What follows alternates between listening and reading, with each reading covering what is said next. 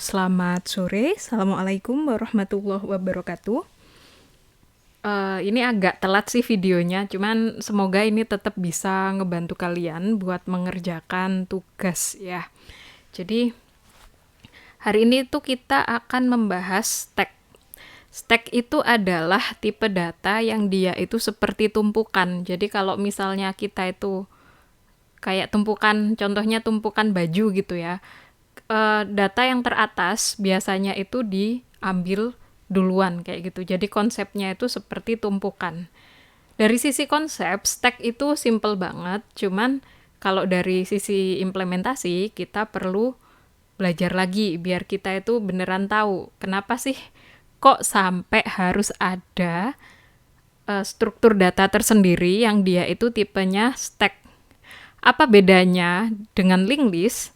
Kalau linked list itu kan kita bisa add first, kita bisa add last, kemudian kita bisa remove first, kemudian kita bisa remove last. Kalau di stack, dia itu cuman bisa add first sama remove first doang. Atau dia itu juga bisa ngecek isi dari data yang paling atas doang. Kalau misalnya data yang di atas nggak diambil, kita itu nggak bisa ngecek data yang ada di bawahnya. Nah, ini dibutuhkan saat apa? Nanti kita akan tahu. Nah, ini kalau di sini ya, stack adalah struktur data yang bekerja seperti tumpukan. Elemen yang masuk terakhir dikeluarkan terlebih dahulu. Ada juga yang menyebutkan stack ini dengan elemen struktur data last in first out atau LIFO. Lawan dari LIFO adalah QU. Besok kita bahas di ini ya, di pekan depan. Lawan dari LIFO adalah FIFO. Kalau LIFO itu last in, datang belakangan pulang duluan, last in first out. Kalau FIFO itu first in first out, datang duluan pulangnya duluan kayak gitu. Ini contohnya stack of shoe box, maksudnya tumpukan kotak sepatu, tumpukan baju, tumpukan koin, tumpukan tray di kafetaria. Tray itu nampan gitu ya kayak gitu. Ini contohnya. Next, apa aja yang perlu ada di stack? Kalau misalnya kalian itu bikin struktur data, otomatis kan kalian itu juga bikin fungsi yang berkaitan dengan struktur data tersebut. Nah, apa aja yang ada di struktur data? Yang pertama ada tipe data, kemudian ada jumlah tumpukan maksimum. Tipe data, jumlah tumpukan maksimum. Tipe data itu, stack itu isi data apa, kemudian jumlah tumpukan maksimum ini menunjukkan tumpukan maksimumnya si stack ini berapa gitu. Apakah stacknya itu harus berisi 100 maksimalnya, kemudian apakah dia berisi 10 maksimalnya kayak gitu. Nah, itu saya sebenarnya udah nyediain ke kalian sih, implementasi stack yang pakai array. Kalau misalnya kalian itu bikin stacknya pakai linked list, itu jumlah tumpukan maksimumnya nggak ada karena linked list itu dinamis gitu. Cuman biasanya implementasinya memang agak ribet.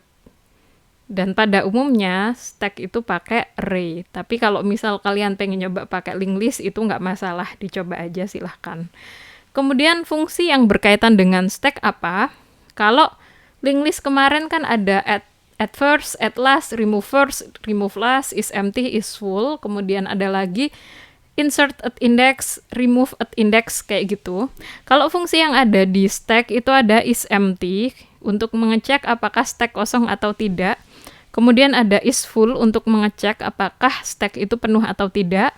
Kemudian ada pop, pop itu mengambil tumpukan paling atas.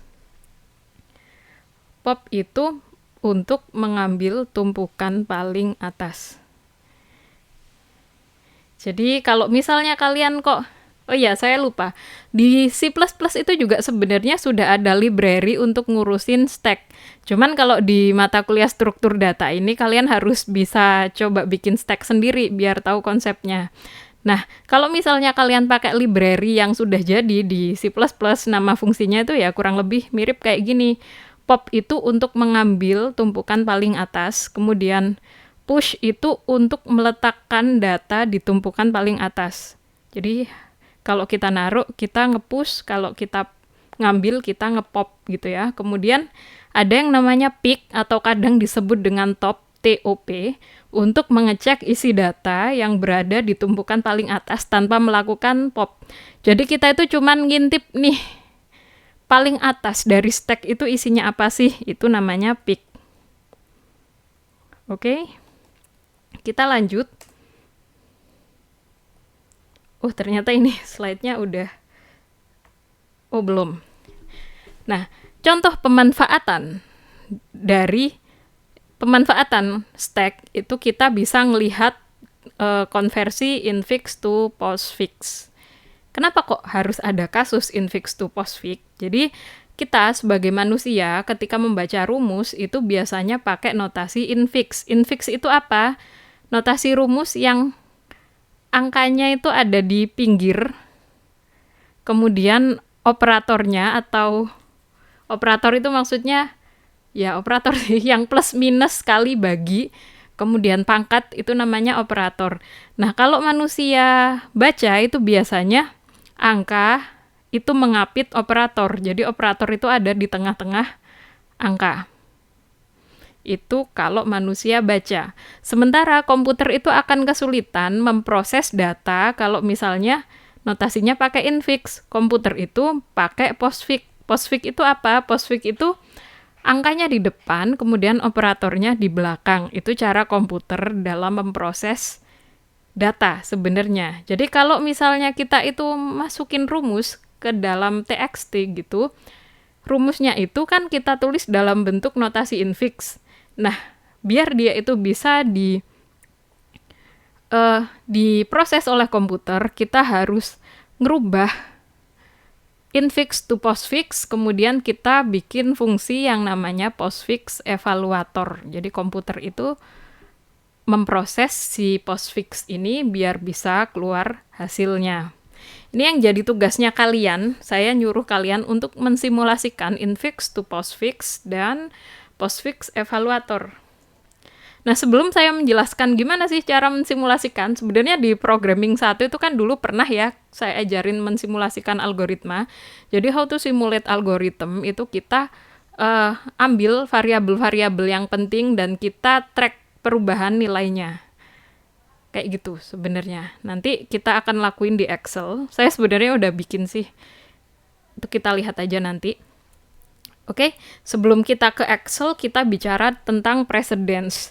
Jadi sebelum kalian ngeran pseudocode-nya, kalian perlu tahu istilah precedence. Ini sebenarnya umum sih, cuman khawatirnya ada yang belum tahu, saya jelasin.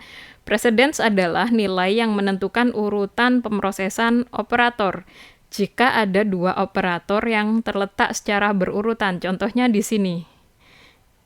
Kita nulis rumus kayak gini, atau persamaan kayak gini, 1 tambah 3 kali 4. Ini hasilnya berapa? Kalau kayak gini tuh ada yang ini dulu, memprosesnya itu 1 tambah 3 dulu, kemudian baru dikalikan 4. Kalau kayak gitu hasilnya 16. Tapi kalau komputer yang memproses, dia akan mengalikan 3 sama 4 dulu, kemudian baru ditambah 1. Kenapa seperti itu? Karena operator kali itu punya precedence yang lebih tinggi dibandingkan operator tambah. Kalau misalnya kita itu mau,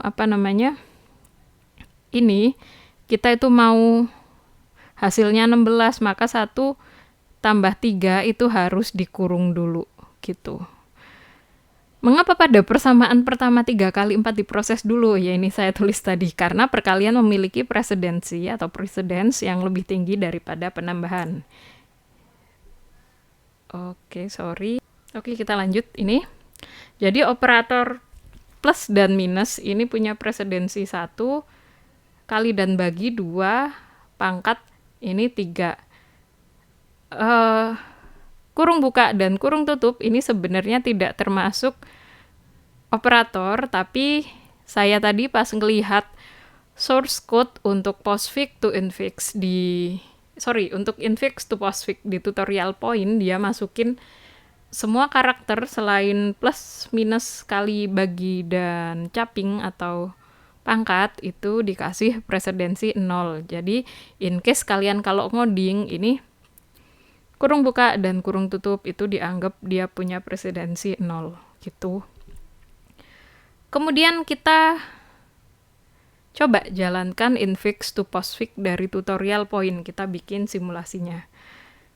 Kita lihat ini ya. Jadi algoritmanya itu seperti ini.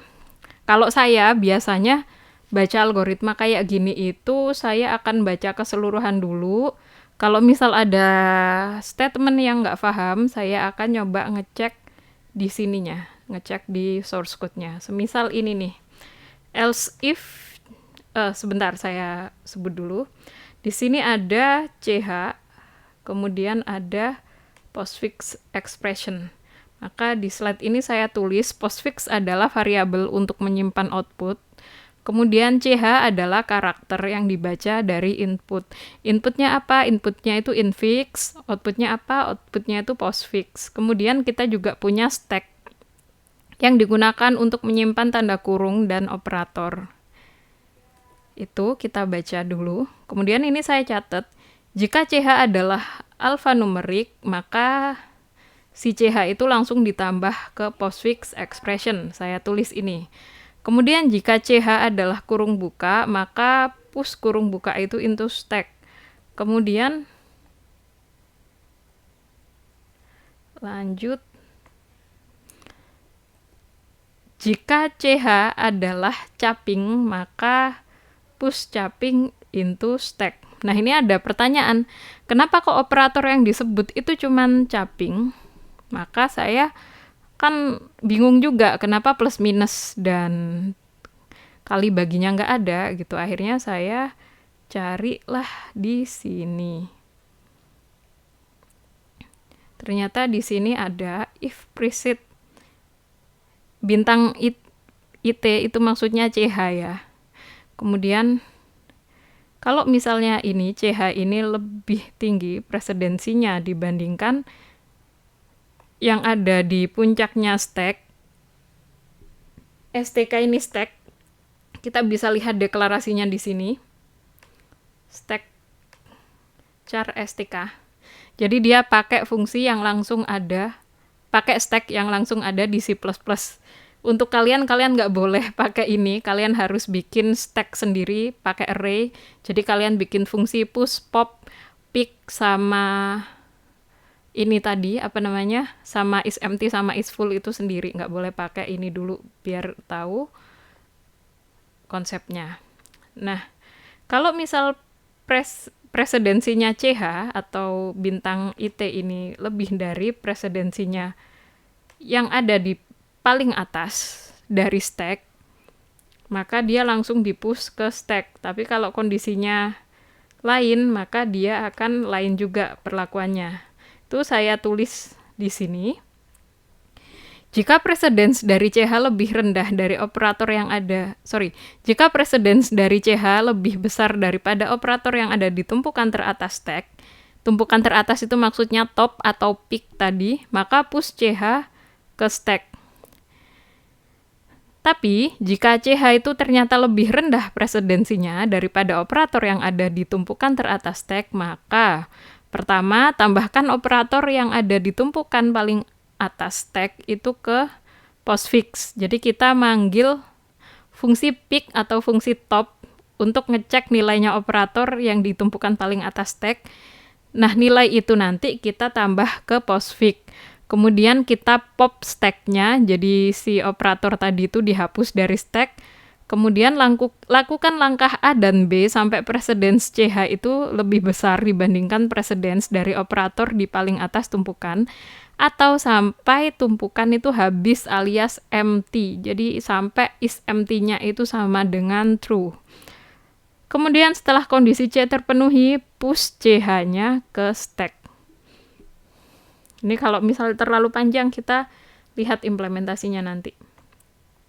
Oke, sementara kalau misalnya CH itu kurung tutup, maka tambahkan operator di tumpukan paling atas stack ke postfix, kemudian baru pop stack, kemudian lakukan langkah 1 sampai 2, sampai kurung buka itu menjadi tumpukan paling atas stack, kemudian baru pop kurung buka gitu. Nah, Jika CH sudah habis dan di stack masih ada operator, maka tambahkan operator di tumpukan paling atas stack ke postfix, kemudian pop operator tersebut ke stack, kemudian lakukan langkah A dan B sampai stacknya itu habis atau empty gitu. Oke. Itu untuk infix to postfix. Nah, gimana kita mensimulasikannya? Kita lihat Excel ini.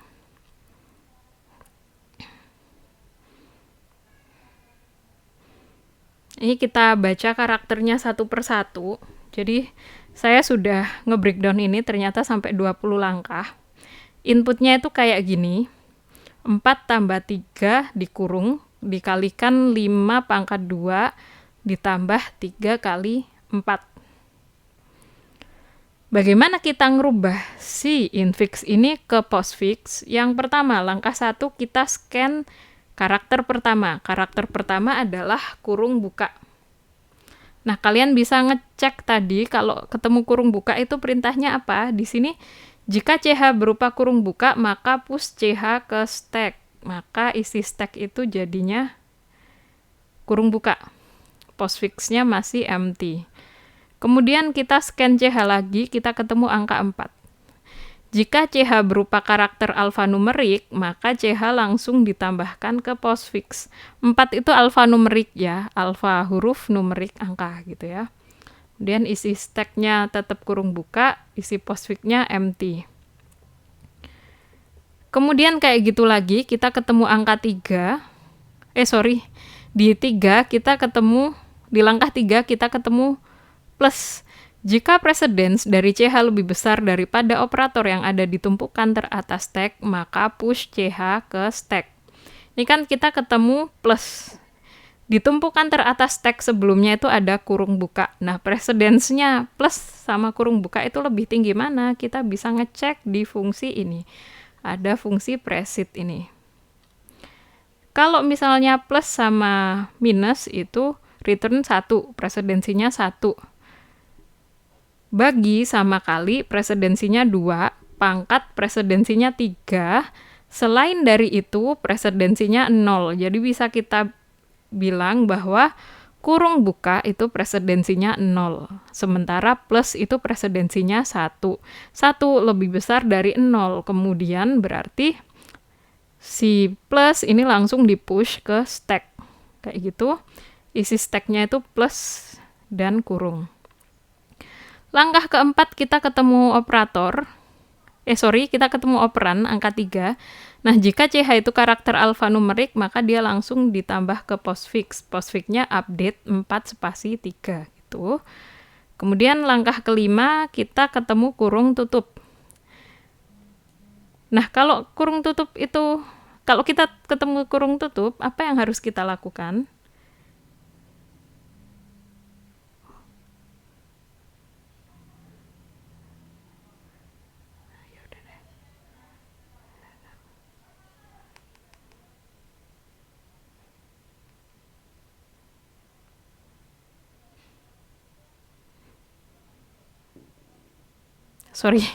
Keinterrupt tadi. Kalau misalnya kita ketemu kurung buka, apa yang harus kita lakukan? Yang pertama adalah tambahkan operator di tumpukan paling atas stack ke postfix. Kemudian baru kita pop stack-nya. Kemudian lakukan langkah 1 dan 2. Sebenarnya kayak gini.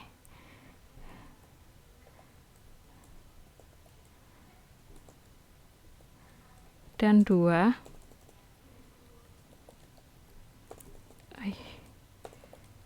Dan 2 sampai kurung buka menjadi tumpukan yang paling atas gitu.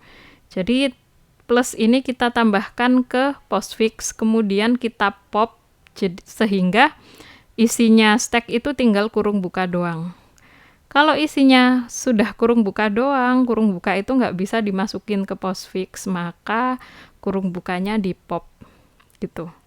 Oke, kita sudah sampai sini. Kemudian kita ketemu kali. Setelah kurung buka di pop, itu kan stack kita empty ya. Nah, kalau ketemu kali, si kali ini langsung di push ke stack. Kemudian kita ketemu 5, 5 ini langsung ditambahkan ke postfix. Kemudian kita ketemu tanda caping ini, pangkat. Pangkat dibandingkan dengan kali itu lebih tinggi pangkat presidensinya, maka si pangkat ini langsung ditaruh di stack. Kemudian isinya postfix itu apa? Berarti isinya postfix ya tetap nggak ke-update ya, karena nggak ada perintah buat ngupdate isinya postfix. Kemudian setelah kita ketemu pangkat, kita ketemu angka 2. Seperti biasa, kalau CH-nya itu karakter alfanumerik, maka dia ditambahkan ke postfix gitu. Nah, setelah kita ketemu angka 2, kita ketemu plus. Nah, plus ini kasusnya beda, karena plus kalau dibandingin dengan yang ada di puncaknya stack itu sekarang apa? Tanda caping alias pangkat. Dia kalau dibandingin sama pangkat, ternyata presidensinya lebih tinggi pangkat. Apa yang harus dilakukan? Tambahkan operator yang ada di tumpukan paling atas postfix itu ke paling atas stack. Oh iya, tumpukan paling atas ke postfix. Jadi capingnya ditambahkan ke postfix. Kemudian pop stack, capingnya itu di pop jadi hilang. Kemudian kita bandingin lagi, bagi sama kali, ternyata presidensinya itu masih lebih tinggi. Tambah sama kali, ternyata presidensinya lebih tinggi kali. Makanya si kali ini kita tambahkan ke postfix, kemudian kita pop stack-nya, kemudian stack-nya empty. Nah, karena stack-nya sudah empty, kondisi ABC sudah terpenuhi, maka si operator ini ditambahkan ke stack. Stack-nya itu ada tanda plus akhirnya. Kemudian setelah plus ini kita ketemu dengan angka 3. Seperti biasa kalau dia itu alfanumerik, otomatis langsung ditambahkan ke postfix ditambahkan. Kemudian kita ketemu kali. Nah, kali dibandingin tambah lebih besar presidensinya kali, makanya langsung ditambahkan ke stack. Kemudian jika CH berupa karakter alfanumerik, maka langsung ditambahkan ke postfix. Itu kita ketemu 4 tadi kan langsung ditambahkan ke postfix. Nah, 4 ini karakter terakhir. Kita sudah nggak membaca CH lagi. Apa yang harus dilakukan? Jika CH itu sudah habis, tapi stack-nya itu belum empty, maka elemen dari stack itu kita tambahkan ke postfix, kemudian kita pop, ditambahkan lagi, kita pop, kita ulang itu terus sampai stack-nya itu empty. Kalau stack sudah empty dan CH udah habis, maka bisa dibilang postfix-nya itu sudah versi terakhir, sudah keluar result-nya. Nah, hasil dari ini 4 tambah 3 tambah hasil dari ini, saya copy. Kalau misalnya dirubah ke postfix, ternyata jadinya kayak gini. Oke, ini saya rubah ukurannya jadi 48. Oke, gini. Jadi seperti ini. Ini infix-nya, ini postfix-nya. 43 plus, ini maksudnya 4 plus 3. 52 caping, ini maksudnya 5 pangkat 2. Kemudian ada tanda kali, ini maksudnya kalinya itu ada di antara 4 tambah 3 dan 5 pangkat 2. Kemudian ada 3, 4 kali, ini maksudnya 3 kali 4, ada tanda tambah ini maksudnya dia ada di tengah antara 5 pangkat 2 dan 3 kali 4, kayak gitu.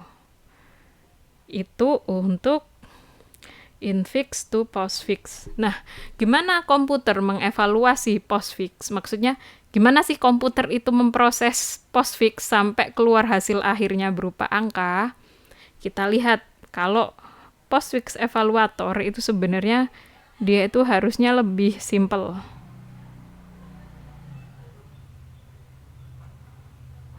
Oke, bentar. Program postfix notation. Oke. Kita lihat di sini, dari sudokotnya aja kita udah tahu. Kalau misalnya CH itu operator, maka yang pertama kita lakukan adalah kita ngepop elemen dari stack. Jadi kita ngepop 2 elemen dari stack, kemudian kita terapkan operasi tersebut ke 2 elemen ini, kemudian kita push hasilnya ke stack. Jadi kalau di postfix to infix tadi itu stacknya itu dipakai buat nyimpen operator, di sini stacknya itu dipakai buat nyimpen angka atau operan. Kemudian jika CH ini adalah operan atau angka, maka dia langsung ditambahkan ke stack. Kita lihat implementasinya dari sini. Oke, kita bikin postfix evaluator dengan input seperti tadi ya, 43 plus 52 caping kali 34 kali tambah gitu ya. Nah, langkah pertama yang kita lakukan adalah kita membaca CH. CH yang pertama kita temukan 4. Karena 4 itu adalah operan, maka kita push operan tersebut ke stack. Stacknya isi 4. A, B, sama res masih kosong. Kemudian di sini itu kita ketemu 3 juga di-push ke stack, 3 jadi tumpukan paling atas, 4 langsung ke bawah, A, B, sama res itu kosong. Kemudian kita ketemu tambah. Kalau CH itu operator, kemudian kita harus ngepop stack. Hasil dari pop ditaruh di A. Stacknya tinggal 4, hasil pop pindah ke A isi 3, B-nya kosong, resultnya juga masih kosong. Kemudian kalau CH itu operator, lagi, kita kan belum baca CH yang baru ya, jadinya kita ngepop stack lagi, stacknya itu empty, hasil popnya ditaruh di B. Jadi A-nya 3, B-nya 4, result masih kosong. Kemudian ini, res sama dengan operator B, A. Ini jadi maksudnya kalau operatornya itu 4, kalau operatornya itu plus, berarti B plus A. B plus A kalau di sini tuh 4 plus 3 sama dengan 7. Push res into stack. Jadi resultnya kan 7 tadi ya, di-push ke stack. Stacknya yang asalnya empty jadi isi 7. Itu. Kemudian kita scan CH lagi nih. Kita ketemu dengan angka 5, kemudian 5 ditambah ke stack. A, B, sama res belum berubah nilainya. Kemudian kita ketemu dengan angka 2. Kita push 2-nya itu ke stack. Jadi stack kita itu isi 3. 2, 5, 7 gitu. Kemudian ini A, B sama res belum berubah. Kemudian habis ketemu 2, kita ketemu pangkat caping ya. Jadi kita pop angka 2, kita masukin ke A. Kemudian kita pop angka 5, kita masukin ke B. Kemudian kita hitung resultnya sama dengan operator B, A. Jadinya di sini itu B-nya kan 5, A-nya 2, maka 5 pangkat 2. 5 pangkat 2 itu berapa? 5 pangkat 2 itu 25. 25 ini kita masukkan lagi ke stack. Kayak gitu. Kemudian kita scan CH lagi nih. Habis ketemu pangkat, kita kan ketemu kali. Di kali ini, kalau udah ketemu kali, maka otomatis kita harus ngepop si stack-nya. Stack yang awalnya isi angka 25 sama 7, jadinya isi 7 doang, karena 25-nya udah kita pop, kemudian kita pindah ke A, gitu. Kemudian, setelah itu, kita pop lagi, angka 7-nya, kita pindahkan ke B, stack-nya empty, kemudian kita res sama dengan operator B, A, jadi B-nya 7, A-nya 25, kemudian operatornya kan tadi kali, jadinya 7 kali 25, di total sama dengan 175. 175 ini kita push into stack lagi, dibalikin lagi nih ke stack. Jadi stack-nya itu isinya 175. Kemudian habis kali kita scan lagi, kita ketemu 3 dan 4. 3 dan 4 ini kita tambahin ke stack lagi, bisa kalian baca sendiri ya. Gitu. Habis ketemu 3 dan 4, kita ketemu dengan kali. Otomatis kita kan ngepop lagi nih. Yang di pop itu angka 4 sama angka 3. Kemudian kita hitung resultnya 12. Nah, habis ketemu kali, kita ketemu tambah. Setelah kita ketemu tambah, kan tadi itu stacknya isi 12 sama 175 ya. Kita pop 12, kemudian kita pop 175, stacknya empty, 12 gini. Jadi kita hitung 175 tambah 12 sama dengan 187. 187-nya itu kita push into stack. Nah, kalau misalnya stacknya itu sudah tinggal satu aja isinya, kemudian CH-nya habis, berarti hasil akhirnya sudah keluar. Jadi hasil 3 ditambah 4 dikalikan 5 pangkat 2 ditambah 4 kali 3 hasilnya adalah 187. Kalian bisa coba sendiri pakai komputer. Jadi kalau misalnya simulasi algoritma itu harusnya kayak gini sih. Jadi algoritmanya kalian jalankan satu persatu. Nggak perlu pakai kasus yang panjang banget. Kalian boleh pakai kasus kalian sendiri. Tapi yang penting semua kondisi di algoritma itu pernah dilalui. Kayak yang di sini itu kan kita sempat nemuin di mana ada CH itu operator, kemudian ternyata dia presidensinya itu lebih tinggi daripada operator yang ada di stack pas kita ngerjain postfix to infix. Kemudian ada juga kadang kita ketemu dengan CH yang dia itu operator yang presidensinya itu lebih rendah dibandingkan dengan operator yang ada di top of stack itu. Kayak gitu. Jadi kalau misal kalian simulasi nanti, terserah kalian pakai studi kasus yang mana, yang penting kalian ngerti. Jadi minggu depan itu, kalau misalnya kalian ngerjakan soal praktikum, kalian kerjakan, kalian boleh memodifikasi algoritma yang ada di tutorials point, tapi syaratnya adalah kalian bikin stack sendiri. Itu. Jadi saya sebenarnya kan udah sharing source code tentang stack ya, udah saya kasih ke kalian minggu lalu. Nah, itu nanti bisa kalian gabungin dengan program yang ada di tutorials point. Jadi memang belajar programming itu nggak harus semuanya itu mulai dari nol. Di programming 1 memang kalau bisa semuanya itu mulai dari nol karena kalian baru mengenal program, baru mengenal variabel, fungsi, dan kawan-kawan. Tapi kalau di programming 2 ini boleh modif yang lain. Yang penting kalau kalian itu modif, terus ngambil dari yang lain, kalian tetap pastikan bahwa modifikasinya kalian itu memenuhi ketentuan dari saya, dan kalian melampirkan referensi source code yang kalian modif. Jadi jangan mengatakan bahwa pekerjaan orang lain itu adalah pekerjaanmu gitu, karena itu juga nggak bagus akhirnya gitu. Nah, untuk tugas programming ini, ketentuan dari saya adalah yaitu tadi, stack-nya itu harus kalian bikin sendiri pakai array, jangan pakai fungsi stack yang ada pada C++. Karena kalau kalian pakai itu, kalian jadi tidak tahu konsepnya stack itu seperti apa. Oke, itu dulu. Semoga ini bisa ngebantu kalian dalam mengerjakan tugas. Saya tutup dulu materi kali ini. Assalamualaikum warahmatullahi wabarakatuh.